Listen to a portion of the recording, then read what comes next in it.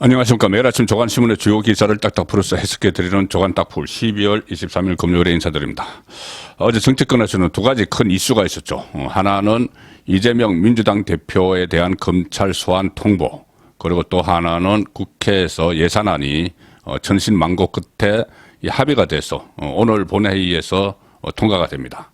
자, 그런데 이 두 가지 사이에 당초 이재명 대표가 검찰 소환 통보를 받으면은 민주당이 저항선을 쳐서 단일 대우로 강력히 반발을 할 것이다. 자, 그런 예상들이 있었는데, 물론 지금 이렇게 정부와 검찰을 비난하는 그런 목소리도 나오지만, 이 소환 통보를 계기로 해서 오히려 비명 쪽에서 목소리를 높이는, 다 함께 같이 공멸할 수는 없다, 이런 목소리가 더 크게 나오기 시작을 했고, 또 이 과정에서 국회에서 박홍근 원내대표가 예산안을 합의를 해줬기 때문에 좀 예상 밖이다, 이런 의견들도 나오고 있습니다. 자, 그래서 이것이 이재명과 거리두기를 하는 그런 시도가 아닌가, 그런 신호탄이 아닌가, 이런 분석까지 나오고 있죠.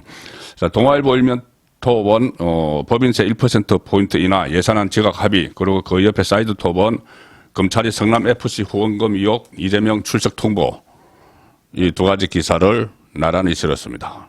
자, 검찰이 이재명을 본격적으로 압박을 하는데 국회에서는 이 예산안에 합의를 했다. 이것은 정치와 다른 사법 문제의 분리, 이렇게 좋게도 볼 수 있지만 민주당 안의 사정이 뭔가 좀 미묘한 것 아닌가, 그런 분석도 가능합니다. 법인세는 1% 인하 하기로 했습니다. 마지막까지 쟁점이었죠, 법인세. 그런데 이 법인세는 전 구간 1%포인트 인하를 했는데, 이것을 국민의힘 쪽에서 좀 요구사항이 간설이 된 겁니다. 왜냐하면은 김진표 국회의장이 제안했던 중재안은 3천억 초과 가표 구간에만 적용되는 최고세율을 1%포인트 낮추는 것이었는데, 전 구간 이렇게 했고, 또 하나 쟁점이었던 행안부 경찰국 법무부 인사정보관리단 예산은 정부안보다 50% 삭감됐습니다. 그 전에 김진표 중재안은 예비비로 충당을 하는 거였죠. 그러면은 이 예비비로 하게 되면은 이 기간 자체를 위법이다, 이렇게 프레임을 씌울 수가 있는 상황이었죠. 인사정보관리단이나 경찰국을. 근데 어쨌든 예산이 정부안보다 50% 줄었지만은 책정이 됐기 때문에 정당성을 확보를 하는, 자, 그런 성과를 얻었습니다. 그러니까 이렇게 민주당이 대거 이득을 보는 그런 예산이 아니고, 서로 윈윈이라기보다 서로 한 발짝씩 양보를 하는 그런 예산안을 합의를 했는데, 이재명 대표가 소환 통보를 받은 시점에 그런 예산안을 합의를 했기 때문에 뭔가 좀 민주당 안에서 기류 변화가 있는 것 아닌가, 그런 이야기가 나오는 겁니다. 자, 한국일보는 성남FC 의혹 소환, 이재명 직접 겨눈 검찰, 이것을 일면 톱으로 크게 뽑았습니다. 검찰이 이제 이재명을 직접 겨누기 시작을 했다는 이야기죠. 이 특가법상 제3자 뇌물 공여 등 혐의, 그리고 그제는 정진상 소환해서 조사를 마쳤습니다. 정진상 전 실장 소환해서 조사를 마치고 이재명 대표에게 소환을 통보를 한 것이죠. 그래서 최종 처분 전에 지금 마무리 단계 돌입한 듯하다. 그래서 28일 오전 10시 출석하라, 이렇게 통보를 했습니다. 이재명 대표는 이렇게 이야기합니다. 조사에 당당하게 임하겠다. 그러면서도 소환에 불응할 여지는 남겨뒀다. 일방적으로 일정을 잡았다. 보통 정치인들이 불응할 때 하는 그런 말이죠. 검찰이 지난 9월에 성남시 전 전략추진팀장과 두산건설 전 대표를 특가법상 뇌물 혐의로 기소를 하면서 이재명, 정진상 두 사람을 공모관계라고 딱 못 박았습니다. 그래서 수사는 이미 예고된 상태였고, 이 공소장에 보면은 이재명 대표가 성남시 정책비서관이던 정진상에게서 성남FC 운영을 맡긴 뒤에 직접 보고받고 지시한, 이런 정황들도 다 담겨 있습니다. 이재명 이렇게 이야기했습니다. 당당하게 임하겠다. 근데 다만 지금 야당 파괴와 정적 제거에 힘쓸 때냐? 그래서 28일 조사에는 불응하겠다는 뜻을 사실상 밝혔습니다. 그리고 향후 검찰 출석 여부에 대한 구체적인 입장도 내놓지 않았습니다. 그렇게 될 수밖에 없죠. 지금 이것뿐이 아닙니다. 다른 모든 수사들이, 이재명을 향한 수사들이 이제 정점으로 치닫고 있기 때문에 소환 통보가 줄을 이을 가능성이 상당히 높은 상황이죠. 그래서 일단 성남FC 수사팀은 이재명 대표에 대한 체포동의안을 국회에 보내는 강수를 취할 수도 있다. 이 체포동의안을 국회에 보내면은 표결 과정에서 과연 민주당이 169명이 일사불란하게 이재명을 보호를 할지 그 부분은 좀 더 지켜봐야 됩니다. 그리고 성남FC 후원금 의혹 소환 통보가 이재명 대표를 옥죄기 위한 시작에 불과하다. 그렇죠. 대장동, 백현동, 불법 정치자금 수수 의혹, 쌍방울 그룹 변호사비 대납, 대북 송금 의혹에도 수사선상에 올라 있습니다. 그리고 정진상, 기명, 이화영 전 경기도 평화부지사 등 이재명 대표의 성남, 경기 라인이 지금 줄줄이 구속된 상황입니다. 남은 것은 이재명이다. 이재명 한 사람이다. 이런 이야기도 나오죠. 물론 여기에 대해서 진보 좌파 성향의 매체들은 이재명 대표의 입장을 적극적으로 부각을 합니다. 경향신문 일면 톡 기사가 검찰이 이재명이 28일 소환 통보를 했는데 이재명 대표는 지금이 정적 제거에 힘쓸 땐가, 이재명의 이 입장을 일면 톱에 보도를 하고 있죠. 사법 리스크가 결국 현실화됐는데 민주당은 28일은 출석하지 않을 것이다, 이런 입장을 밝혔고, 중앙일보 보시면은 이재명이 내가 그렇게 무섭나 이렇게 이야기를 했는데 이재명 대표 관련 수사 및 재판 상황을 도표로 쭉 정리를 해놨습니다. 지금 재판이 시작된 것도 있죠. 공직선거법상 허위사실 공표죄, 고 김문기수를 모른다고 했다든가, 백현동 용지 변경을 하는데 국토부에 압력이 있었다, 이런 거짓말을 한 것이 지금 이 재판이 시작이 됐습니다. 이 재판은 만약에 100만 원 이상의 벌금이 나오면은 이재명 대표는 대표직, 국회의원직 다 날아가고, 또 앞으로 대통령 선거에도 나올 수 없고, 또 당원 400억 넘는 돈을 다시 반납을 해야 되기 때문에 국고보조금을 민주당이 엉망이 되는 그런 결과가 나올 수 있는 재판이 지금 하고 있는 거죠. 시작이 됐죠. 그 외에 성남FC 후원금 의혹, 대장동 개발비리 의혹, 쌍방울 변호사비 대납 의혹, 성남지청, 서울중앙지검, 수원지검 여러 곳에서 지금 수사가 진행이 되고 있고 재판도 시작이 됐습니다. 그래서 제가 처음에 말씀드린 대로 이 정도 상황까지 오니 아마 당내의 이 비명계, 반명계에서는 임계치에 도달을 했다.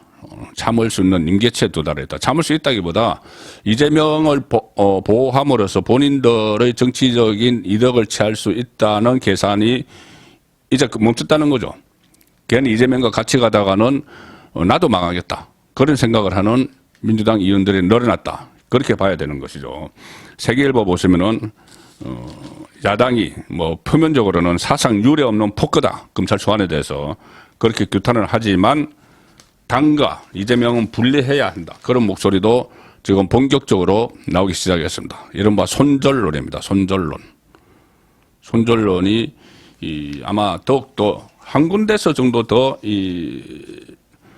소환 통보가 오면은 여러 가지 혐의 중에서 이것은 아마 폭발을 할 그럴 분위기입니다. 민주당이 지금 사법 리스크에 뒤숭숭한데 비명계에서는 소환에 응해서 의혹을 해소하라, 이렇게 요구를 하는데 지금 이재명은 28일 안 가겠다는 이야기죠. 그래서 이 비명계를 중심으로 당 일각에서 이재명 사법 리스크가 현실화하면서 당마저 위협한다, 이런 우려가 쏟아지고 있다. 이재명 개인 리스크가 당 전체로 번지지 않도록 선을 그어야 하는 것 아니냐, 이런 목소리가 지금 분출이 되고 있습니다. 비명계 중진 의원, 이 세계일보 통해서 이렇게 이야기합니다. 당이 상당한 부담을 갖게 됐기 때문에 많은 분들이 걱정을 하고 있다. 해소하기 위해서라도 이재명 본인이 직접 나서서 적극적으로 대응을 하고, 당이 이 이재명의 사법 리스크에 결부돼서 끼어 들어가게 해서는 안 된다. 그리고 소환은 어차피 피한다고 폐쇄 성격의 사건도 아니다.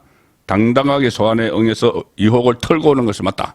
자, 이렇게 이재명 밀어내기를, 당마크로 밀어내기를, 시도하는, 자, 그런 목소리들이 지금 분출이 되고 있는 상황입니다. 지금 민주당 의원들은, 지금 반명으로 불리는 또 중간 지대에 있는 의원들도 이렇게 이재명 밀어내기를 요구를 하고 시도도 하고 있지만, 이 대선이 들어갈 무렵, 그리고 이재명 지지율이 상당히 올랐을 때는 일제히 이재명 주변에 다 모여들었죠. 민주당 의원들. 그리고 친문 핵심이 친문재인 쪽의 핵심이 또 이재명을 만났다. 일종의 몰래 만났다. 자, 그런 폭로도 유동규 씨에게서 나왔습니다. 유동규 씨가 지금 대장동 몸통은 이재명이다고 폭로를 하고 있는데, 유동규 씨가 자신이 이재명과 친문 핵심 윤건영 문재인 정부 청와대 국정상황실장 문재인 이야기만 나오면은 앞장서서 이야기를 하는 사람이죠. 윤건영을 만나게 해줬다. 친문 핵심 윤건영을 이재명을 만나게 해준 사람이 다른 사람이 아닌 대장동 일당인 유동규다. 유동규 씨가 스스로 밝혔습니다. 어제 SBS 취재를 통해서 밝혔는데, 유동규 이재명에게 윤건영을 소개했다. 자, 그리고 그 소개를 할 당시의 통화한 내역, 이 두 사람이 통하겠죠. 윤건영과 유동규.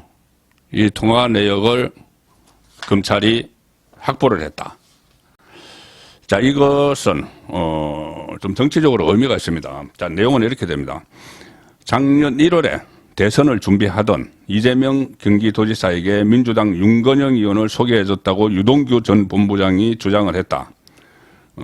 그동안 이재명 캠프에서는 유동규가 선거 캠프에서 활동한 적이 없다고 했는데, 그런 입장과는 다른 내용이다. 유동규 전 본부장은 SBS 취재진과 만나서 공식적으로 캠프에 들어가지는 않았지만 이재명 선거에 역할을 했다. 이렇게 밝히면서 작년 1월에 경기도청으로 윤건영 의원을 불러서 도지사실에서 자신과 이재명 지사 그리고 윤건영 의원 3명이 함께 만났다. 윤건영 의원이 이런 이야기도 했다고 합니다. 그 자리에서 청와대에 들어가면 사람 구하는 게 힘드니까 미리 장관될 사람들을 구해놓으라. 이런 취지로 조언도 했다. 구체적으로 전했다는 겁니다. 그래서 유동규는 윤건영의 그런 조언을 듣고, 지금 당선돼서 청와대 들어가면은 정신이 없으니까 지금부터 사람들을 쭉 구해서 인재 프로를 만들어라.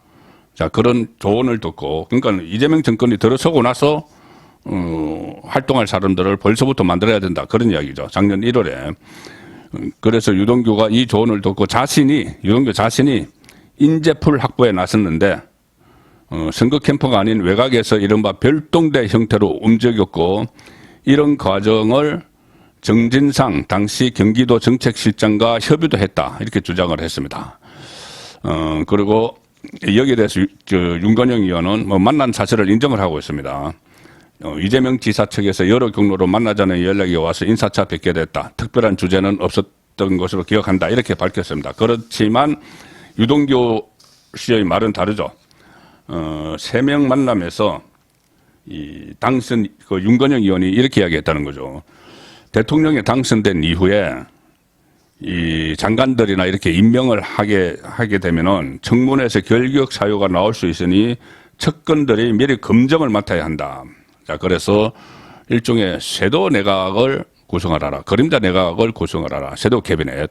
자, 그런 이야기가 작년 1월에 벌써 나왔다는 겁니다.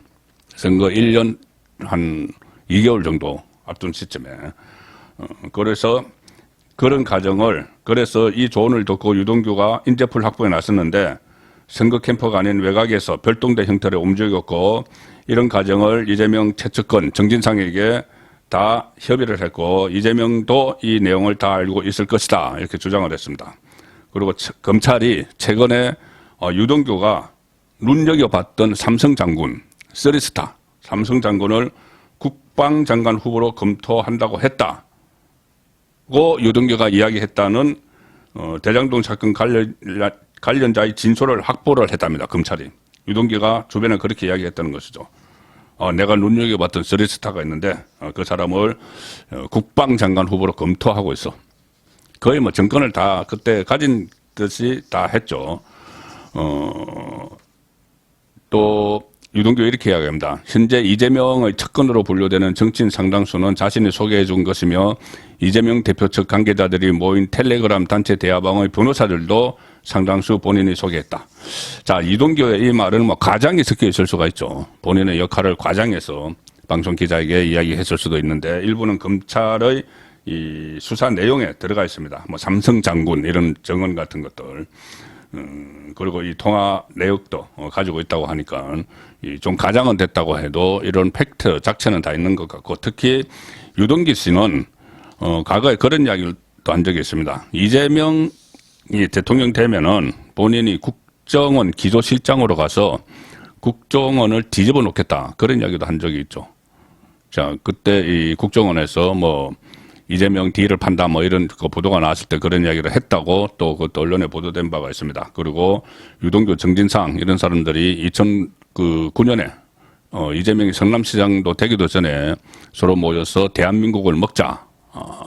이재명 대통령 만들 거다. 뭐 이런 이야기를 하면서 그다음부터 대장동 사업이 착수가 되고 또 거기서 대장동 저수지라고 하는 선거에 쓸 돈들을 쌓아놓고 그런 일이 벌어졌습니다.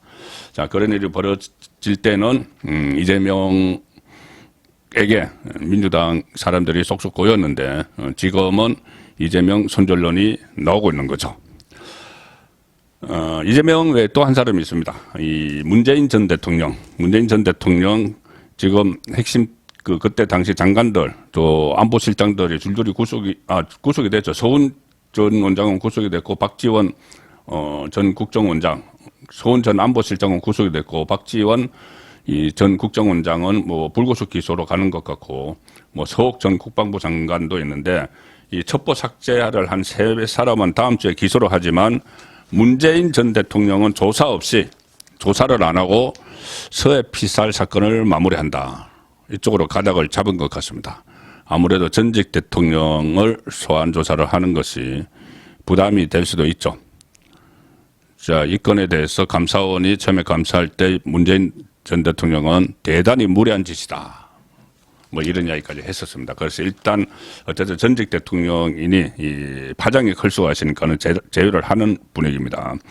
문재인이 지시했다고 입증할 문건, 진술을 확보하지 못했다. 최종 윗선을 서훈 전 실장으로 판단을 했다. 검찰이 뒤늦게 첩보 삭제를 인정한 박지원도 관련 물증이 없어서 불구속 기소를 결정을 했다. 자, 그렇지만 문재인 전 대통령에 대해서는 최근에 새로 불거진 의혹이 있죠. 통계 조작 사건입니다. 통계 조작 의혹 사건. 자, 감사원이 조만간 그 관련 내용들을 감사를 마치고 검찰의 수사를 의뢰를 하게 되면은 다시 문재인 전 대통령 이름이 검찰 그 주변에서 나오지 않을 수가 없는 그런 상황이죠. 한 세 가지 정도 오늘 아침 조간에서 보도한 주요 기사를 간략하게 소개해드리겠습니다. 여당 지금 국민의힘이 전당대회 경선 룰을 100% 당원 투표로 결정을 했죠. 그런데 이 100% 당원 투표를 하는데 그 컷오프 여러 후보가 난립을 하면 컷오프를 하게 되죠. 컷오프 방식도 당원 100% 여론조사를 검토를 하고 있다. 자, 그런 기사가 하나 있고 동아일보 또 하나 기사는 정진석 비대위원장이 이 시사방송 패널 좀 공정하게 써달라. 이렇게 방송사 11곳에 공문을 보냈다. 자, 이런 내용이 있습니다. 일단 그 컷오프도 당원들의 책임하에 뽑겠다는 것이고 이것은 물론 이 친윤 쪽에 유리한 방향으로 갈 수 있다는 거죠. 그리고 이 정진석 이야기는 국민의힘이 22일 방송사 11곳에 시사보도 프로그램 패널 구성의 공정성에 만전을 기해달라 이런 공문을 보냈습니다. 비대위회에서 정진석 위원장이 이렇게 이야기했습니다. 아니 어떻게 대통령에 대해서 비아냥대고 여당을 욕하는 사람이 어떻게 보수를 자처하느냐. 일부 이 보수 쪽으로 분류돼서 시사 프로에 나가는 패널들을 공격을 하는 것이죠. 이들은 보수 참칭 패널이고 자칭 보수 패널이다. 형식상의 구색만 갖췄을 뿐 윤석열 정부와 여당의 일방적으로 불리한 구조다. 지금 패널 구성이 시사방송 이야기입니다. 그래서 기울어진 운동장을 바로잡기 위한 우리 당의 최소한의 요구다. 이렇게 공문 발송 이유를 설명을 했습니다.